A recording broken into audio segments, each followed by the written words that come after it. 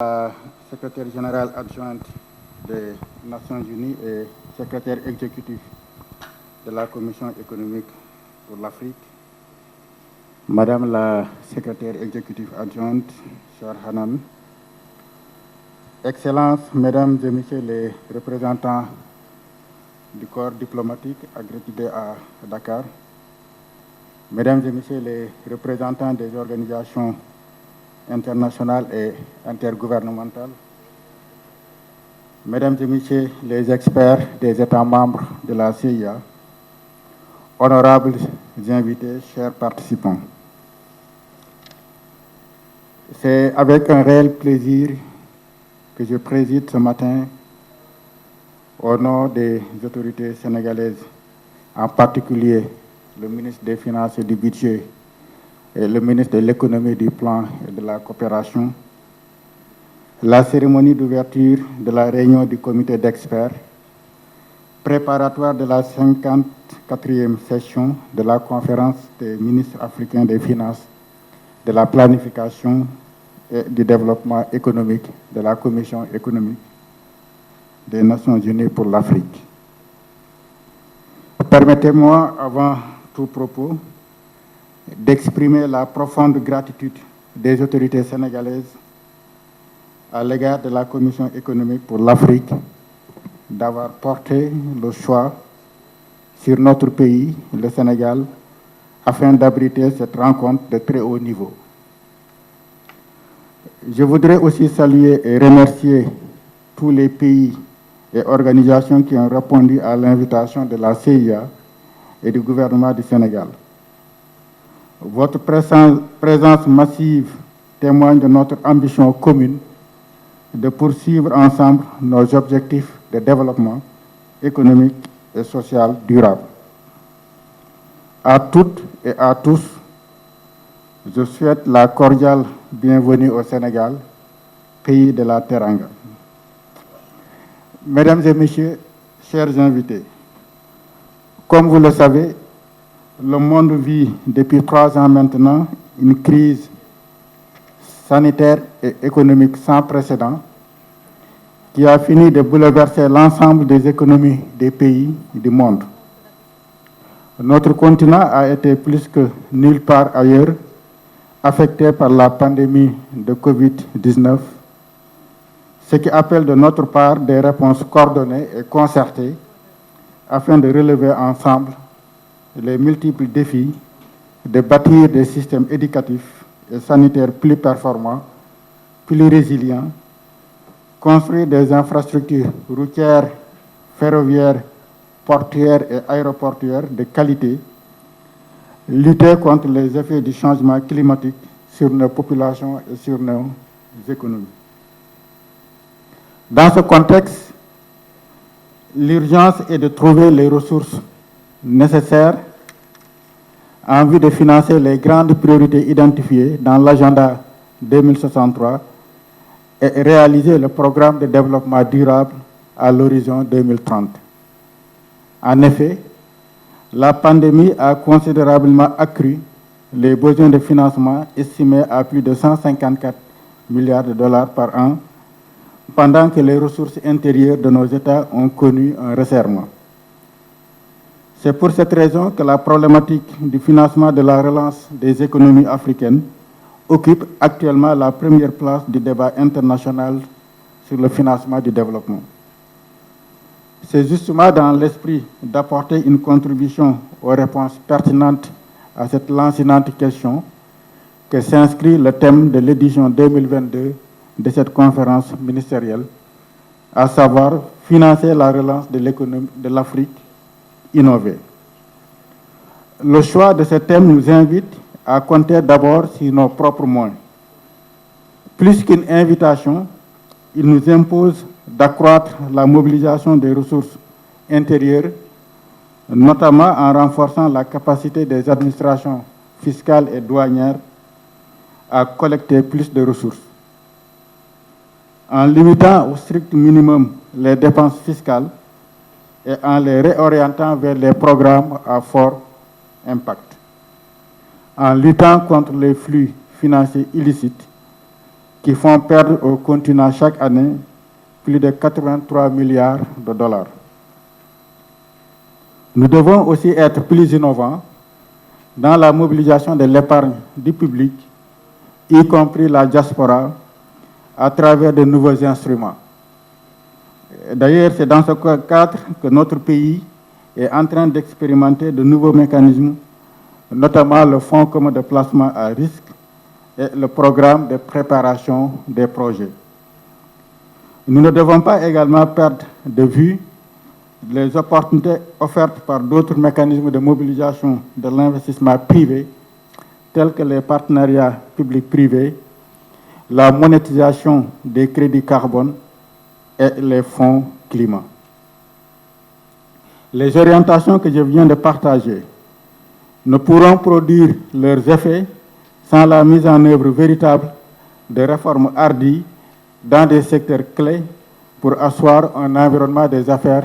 L'Afrique a pu compter sur la solidarité internationale à travers la mise en œuvre de plusieurs actions, notamment l'initiative de suspension du service de la dette, le lancement de l'Alliance pour l'entrepreneuriat en Afrique et l'émission de nouveaux droits de tirage spéciaux par le Fonds monétaire international. Dans ce dernier cas, le continent a bénéficié de 33 milliards de dollars de DTS sur une émission globale de 650 milliards de dollars, soit seulement 5%. Ce qui est très insuffisant face à l'ampleur des défis auxquels nos pays sont confrontés. Il nous faut donc poursuivre le plaidoyer pour la réallocation d'au moins 20% des DTS des pays riches au profit de nos États. Mesdames et Messieurs, je demeure convaincu qu'au regard de la qualité des experts ici présents, votre réunion offre le cadre idéal pour explorer et échanger sur les approches novatrices pertinentes pour augmenter les ressources pour le financement du développement du continent. Nul doute que vos débats seront fructueux et déboucheront sur des résultats aux implications importantes, et j'ose espérer que ces résultats permettront à nos ministres et aux gouverneurs de nos banques centrales de pouvoir prendre à Dakar des décisions pertinentes dans le sens de la mobilisation de plus de ressources pour le programme de développement du continent et l'agenda des objectifs de développement durable. Je ne saurais terminer mon propos sans saluer le leadership de la CIA et de sa secrétaire exécutive sur tous ces sujets de financement innovant de la relance des économies africaines.